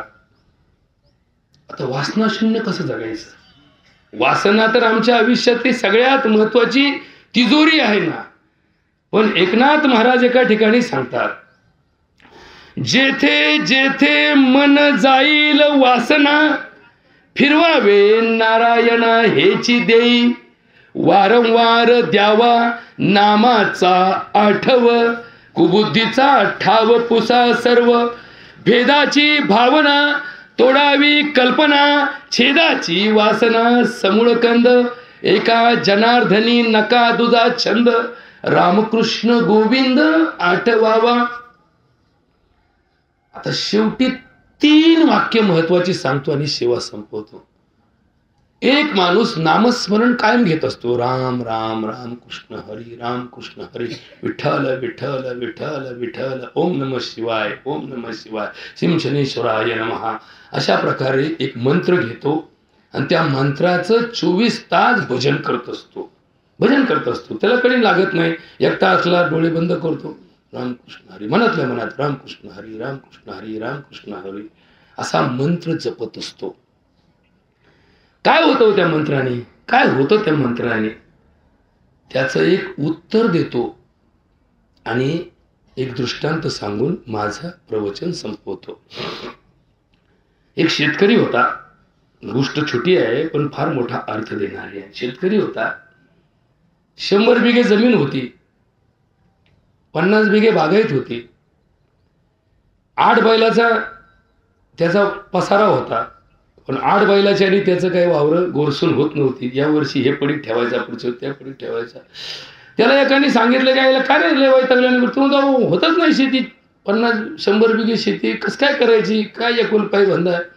तेव्हा मला एक काम कर, देवाची प्रार्थना कर, देवाला विनंती कर. तुझं कोण सोडू शकतं? देवच सोडू शकतो. देवाला प्रार्थना कर, देवा पांडुरंगा भाऊ मला काहीतरी मदत दे, तुझा काहीतरी हात दे मला जेणेकरून माझं हे सगळे वावर गोरसता येतील, सगळी पेरता येतील आणि माझा 100% पेरा होईल. देवाची तपश्चर्या केली, देवाचं नामस्मरण केलं, देव प्रसन्न झाला. देवाने त्याला एक शक्ती दिली. 2 मिनिटात संपवतो. देवाने त्याला शक्ती दिली. देव काय म्हटला, तुला एक राक्षस देतो. काय देतो? राक्षस देतो. हा राक्षस घेऊन जा. हा राक्षस असा आहे, तू जर म्हणला ना नांगरून ये तर हा जाईल, सगळं वावर नांगरून येईल. तू म्हणला ना सगळी सुगी कर, हा जाईन, सगळी सुगी करीन. या राक्षसाला इतकी ताकद आहे की लोकांना वर्षात जमलं नाही, हा एका मिनिटात करून दाखवेल.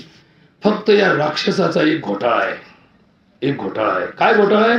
याला जर काम भेटलं नाही तर हा तुला खाऊन टाकेल, मारून टाकेल.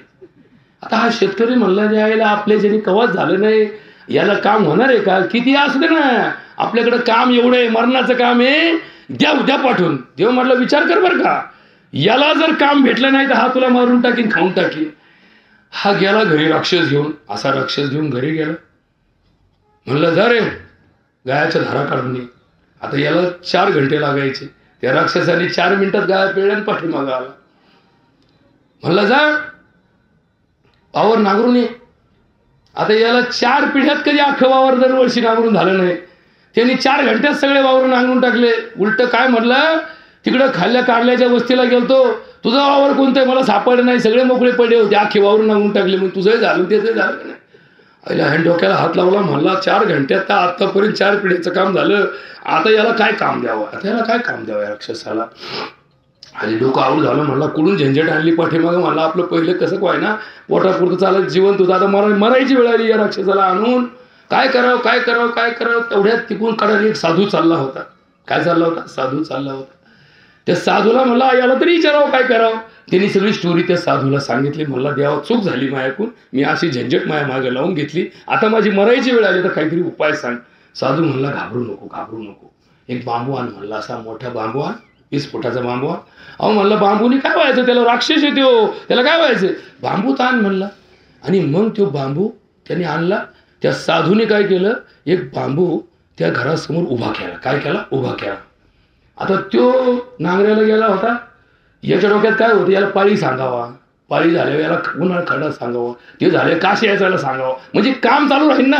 काम रोजगार हमीत कसं असतं, काम कधी होत नसतं, रोजगार हमीचं काम कधी होत नसतं, पण मस्टर मात्र भरत असतं. तसं याला हमी आता ही कोणाच्या बापाने शिकवली, मला त्यातलं कळत नाही बाबा, मी ज्यादा काही बोलत नाही, कारण परत त्याच्यावर उद्योग व्हायचा, परत नवीन झंझट व्हायची, त्याच्या नदी लागत नाही. पण काय कोणा ठाऊक, पोटासाठी अन्न का अन्नासाठी पोट, अजून मला कळलं नाही कोणाच्या जगात काय चालतं ते. आणि मग तो बांबू उभा केला. ह्यो घाबरला, म्हणला साधूच्या भरोशावर बसायतून घोटाळा होईल. जसा तो राक्षस आला, या शेतकऱ्यांनी साधूकडे पाहिलं. काय करायचं म्हणलं, या राक्षसाला सांग बांबूवर चढायचं. चढला बांबूवर. आता काय काम सांगायचं त्याला, म्हणा खाली उतर. खाली उतरला. मग राक्षसाला एक, आता इथून पुढं असं सांभाळायचं, तुला दुसरं काय काम निघलं ना याला घेऊन जायचं, आणि ज्या वेळी तुझं काम संपन याला बांबू चढवायचं. याला काय सांगायचं, तुला आम्ही सांगत नाही तर बांबू चढायचं खाली उतरायचं, वर चढायचं खाली उतरायचं, वर चढायचं खाली उतरायचं. झाला ना सुखी शेतकरी. असाच आमचा प्रपंच आहे. नको त्या गोष्टीत आम्ही इतकी ताकद निर्माण करतो की आमचीच ताकद आमच्या वाटोळ्यासाठी शेवटी जेव्हा अडचणीत येते तेव्हा आम्हाला कळतं सर्व सुखाची या आशा जन्म गेला, क्षणिक मुक्ती यत्न नाही केला, हिंडता दिशा शिन पावला, माया वेष्टीला जीव माझा. ज्याच्या मागे ईडी लागली ते काय लय गर्भ श्रीमंत होते का, असेच भिकारी होते, छोटे छोटे छोटेचे मोठे झाले, पण इतके मोठे झाले की शेवटी ईडीला त्यांच्या घरी जावं लागलं. आणि जेव्हा त्याला येड लागलं, म्हणजे असं कसं काय झालं, मग तू कोणाच्या नादी लागला, तू येडा झाला म्हणून ईडी तुझ्या मागे लागली. म्हणून माणसाने आयुष्यात कोणती गोष्ट किती मिळवावी आणि कशी वापरावी याचं ज्ञान जर व्यवहारात कळत नसेल तर त्यांनी परमार्थाचा अभ्यास करावा. असोनी संसारी जिव्हे वेगू करी, म्हणजे तुमचं कर्म नियंत्रण तसावं. न्यूनही पुरते अधिकही सरते, म्हणजे किती पैसे नसले तरी जगता येतं, आणि किती असले तरी जीवन वाढवता येत नाही. याचं क्षणिक उदाहरण जर आपल्या आयुष्यात समजून घ्यायचं असेल तर मागच्या पिढ्या पैशाच्या, प्रतिष्ठेच्या, पदाच्या कधीच मागं लागल्या नाही. त्यांनी आयुष्यभर एकच काम केलं, आपल्या खानदानीची इज्जत, आपली इज्जत आणि आपल्या पुढच्या पिढीची इज्जत टिकून राहण्यासाठी वेळ प्रसंगी धन, दौलत, प्रतिष्ठा, पद यांचा त्याग केला. पण याला इज्जतीला काळिंबा लागेल अशा प्रकारचं कर्म मागच्या पिढ्या करत आल्या नाहीत. त्यांनी कधीही असा प्रपंच केला नाही की ज्याने पुढच्या पिढीला काळिंबा लागेल. त्यांनी असं कधी कर्म केलं नाही की ज्याने पुढच्या पिढीला बट्टा लागेल. आणि म्हणून या सगळ्या गोष्टी आमच्या धर्मामध्ये, तुमच्या वागण्यात बदल व्हावेत, तुमच्या गुणात बदल व्हावेत, तुमचं वागणं देवासारखं व्हावं, तुमच्यामुळं लोकाला उपद्रव मूल्य शून्य व्हावं, आणि लोकाचा उपद्रव तुम्हाला झाला तर त्याच्यापासून निभावून नेण्याची ताकद तुमच्यात निर्माण व्हावी. एवढ्याच कारणासाठी देव आहे, एवढ्याच कारणासाठी पूजा आहे, एवढ्याच कारणासाठी प्रपंचामध्ये परमार्थ आहे. आणि म्हणून जो भाग भगवद्गीतेचा निवडला होता, नहि कश्चित क्षणमपि जातुर्तिष्ठत अकर्मकृत कार्यते हौशा कर्म सर्वा प्रकृती जैते गुणही. तुम्ही आम्ही सगळेजण प्रकृतीच्या गुणाने बांधलेले आहोत. कुणी तापड आहे, कुणी शांत आहे, कुणी भोळा आहे, कुणी भामटा आहे, कुणी लुटणारा आहे, कुणी वाटणारा आहे. पण या सगळ्यांमध्ये असणारे हे सगळे गुण आणि अवगुण यांच्यातून जगाचं कल्याण घडावं म्हणून देवाची पूजा सांगितली की लबाडाला सुद्धा वाटण्याची इच्छा होईल, आणि वाटणाऱ्याला सुद्धा वाटण्याचा अहंकार निर्माण होणार नाही. याचं प्रयोजन त्या धर्मात केलं. त्या धर्माचं नाव सनातन धर्म आहे. या सनातन धर्माला संस्थापक नाही, म्हणजे असा धर्म की जगाच्या पाठीवर एकमेव आहे की जो कुणी निर्माण केला याचं उत्तर आतापर्यंत कुणाला देता आलं नाही. जसा जैन धर्म महावीरांनी निर्माण केला, बुद्ध धर्म गौतम बुद्धांनी निर्माण केला, इस्लाम धर्म पैगंबरांनी निर्माण केला, गुरु नानकांनी शीख धर्म निर्माण केला, संप्रदाय निर्माण केला, तसा सनातन धर्माचा संस्थापक कुणीच नाही. याचं कारण एक आहे की त्याचा सुद्धा मित्वाचा भाग इथे ठेवला नाही. निशेष निशेष.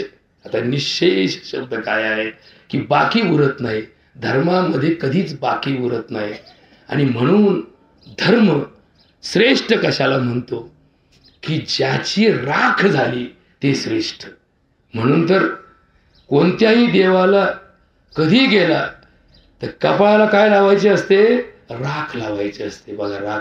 शिर्डीला गेला, 1000 रुपयाचं तिकीट काढून दर्शन घेतलं. बाहेर जाताना तुमच्या हातात काय दिली जाते? राख दिली जाते. बरं का, राख. याला लोक म्हणतील फुकटला गेलं त्याला राखच दिली. मला राखच दिली. राख का द्यायची असती? कारण राख ही जगात अशी गोष्ट आहे की जी पुन्हा पेटतही नाही, जळतही नाही. म्हणून काय करा, जी गोष्ट घेतली तिची राख करा, राख करा. भोगले जे दुःख त्यास सुख म्हणावे लागले, एवढे मी भोगले की मज असावे. ठेविले आजन्म डोळे माझे मी कोरडे, दुजांच्या आसवांनी मज भिजावे लागले. गवसला नाहीच चेहरा मजला माझा कधी, मी कसा होतो ही मलाही आठवावे लागले. दिले वचनास केव्हा तरी एकदा, अखेरीस राख रांगोळीस माझ्या माझ गुणगुणावे लागले. आता हे फार पसारा नको, एकच सांगतो, कृष्णार्पण वस्तू सोडून देत चला. तुम्ही एखादा ज्ञानेश्वरीचा पारायणाचा भाग केला, सोडून देत चला.